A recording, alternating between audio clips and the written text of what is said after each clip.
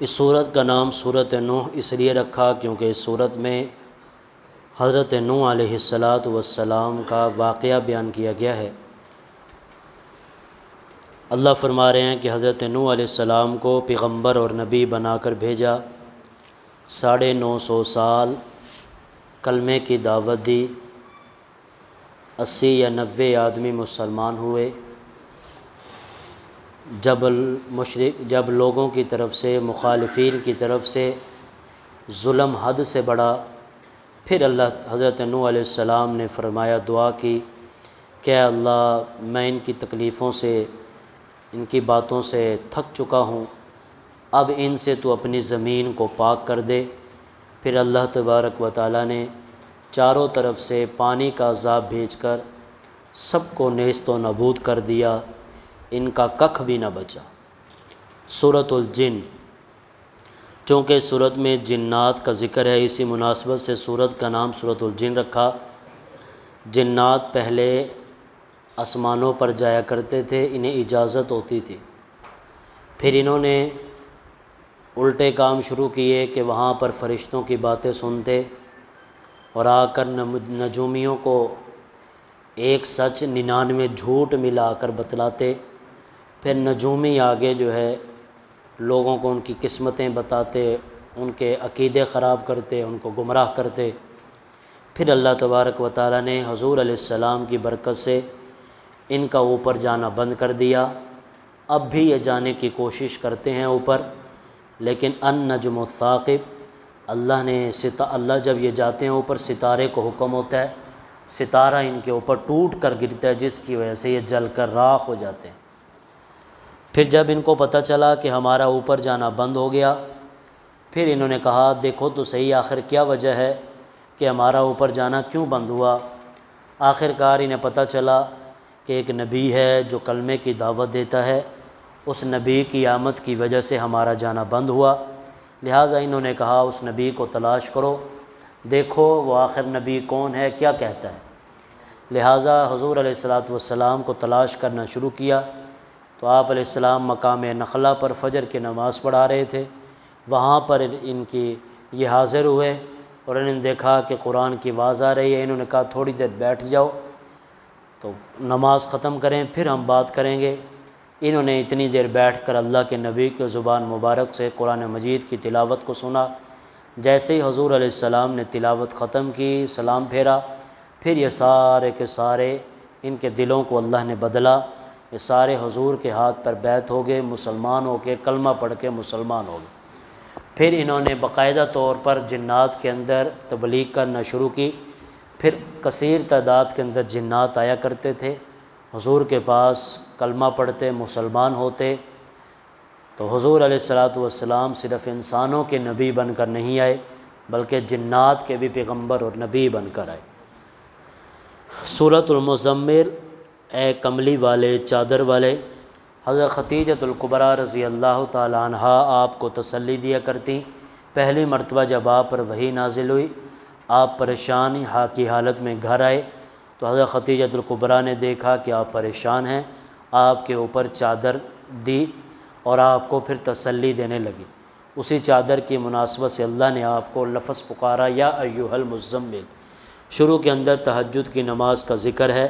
اللہ فرما رہے ہیں کہ تہجد کی نماز پڑھو، یہ اللہ کے ساتھ اللہ کی لاڈلی نماز ہے اور اللہ کے ساتھ قرب حاصل کرنے کا بہترین ذریعہ ہے کہ جس وقت ساری کائنات سوئی پڑی ہوتی ہے، یہ اور اللہ کی براہ راست بات ہو رہی ہوتی ہے۔ سورۃ المدثر، اس کا معنی بھی وہی ہے، اے چادر والے، کہ کھڑے ہوئیے، لوگوں کو ڈرائیے اور اپنے رب کا نام بلند کیجئے اور اپنے کپڑوں کو پاک کیجئے، اپنے آپ کو بھی پاک کیجئے۔ ہمیں بھی حکم دیا کہ آدمی کو چاہیے کہ اللہ کے دین کی تبلیغ کو عام کرے، قرآن کی دعوت عام کرے، اللہ کا نام بلند کرے۔ جو اللہ کے نام کو بلند کرتا ہے، اللہ پھر اسے بلند کرتے ہیں۔ اس سورت کے آخر میں فرمایا قیامت کے دن جنت والے جہنم والوں سے پوچھیں گے، فی جنات یتساءلون عن المجرمین، مجرمین سے پوچھیں گے کہ تم جہنم میں کیوں آئے، تمہیں کس چیز نے جہنم میں بھیجا؟ تو وہ کہیں گے ما سلککم فی سقر، قالوا لم نک من المصلین، ہم نماز نہیں پڑھتے تھے اس لیے ہم جہنم میں ہیں، ولم نک نطعم المسکین، اور ہم مسکینوں کو کھانا نہیں کھلاتے تھے اس لیے آج ہم جہنم میں ہیں، اور ہم دوسروں کا حق کھا جاتے تھے اس لیے ہم آج جہنم میں ہیں۔ سورۃ القیامہ، چونکہ سورت میں قیامت کا ذکر ہے، اسی مناسبت سے سورت کا نام سورۃ القیامہ رکھا۔ اللہ شروع میں قسمیں اٹھا کر فرما رہے ہیں کہ قیامت برحق ہے، ایک وقت ایسا آئے گا ساری دنیا فنا ہو جائے گی، پھر حضرت اسرافیل علیہ السلام سور پھونکیں گے، پھر ساری کائنات دوبارہ زندہ ہوگی، میدان حشر میں سب کے سب جمع ہوں گے۔ سورۃ الدہر، زمانے کو دہر کہتے ہیں۔ فرمایا اس سورت کے اندر شروع کے اندر جنتیوں کا ذکر ہے، پھر نافرمانوں کا ذکر ہے کہ جہنمیوں کے لیے اللہ کی طرف سے عذاب ہوگا، جہنم ہوگی۔ نیک لوگوں کے لیے فرمایا طرح طرح کے مشروبات ہوں گے، طرح طرح کی زنجبیل ہوگی، سلسبیل ہوگی، اور 70,000 غلام ہوں گے جو ان کا استقبال کریں گے، ہر طرف سے سلامتی سلامتی ہوگی۔ موٹی اور باریک ریشم کا قیامت میں جنت میں ان کا لباس ہوگا، تو پوری جنت کا خاکہ اس صورت میں بیان فرمایا۔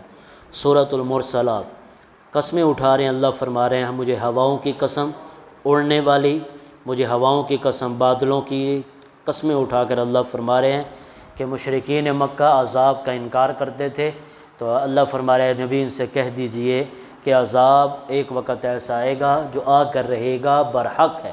اللہ قسمیں اٹھا کر فرما رہے ہیں کہ عذاب آئے گا، اس عذاب کو مذاق نہ سمجھو۔ پھر اس صورت کے اندر کئی مرتبہ ویل یومئذ للمکذبین کا لفظ ہے، یہ آیت بار بار اللہ ارشاد فرما رہے ہیں۔ اس آیت کا مطلب یہی ہے کہ قیامت کے دن جھٹلانے والوں کے لیے ہلاکت ہی ہلاکت ہوگی، جہنم ہوگی، ان کے لیے جو ہے برے کھانے ہوں گے، برا پینا ہوگا۔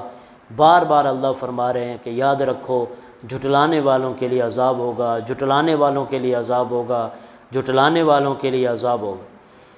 آخری سپارہ سورۃ النبا، اس سورت کا نام سورۃ النبا اس لیے رکھا کیونکہ اس کے شروع میں نبا کا لفظ ہے۔ نبا کا معنی خبر، قیامت۔ اس سورت میں چونکہ قیامت کا ذکر ہے، اسی مناسبت سے سورت کا نام سورۃ النبا رکھا۔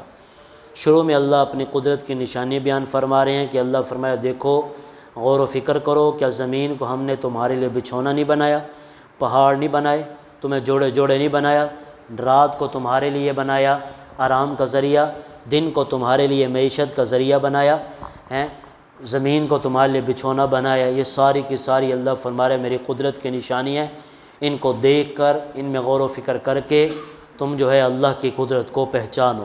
پھر اس صورت کے آخر میں جہنمیوں کا ذکر ہے، اللہ فرما رہے ان کے لیے برا کھانا ہوگا، گرم پیپ ہوگی، اور فرمایا ان کے لیے ان کا حساب بھی بڑا سخت ہوگا۔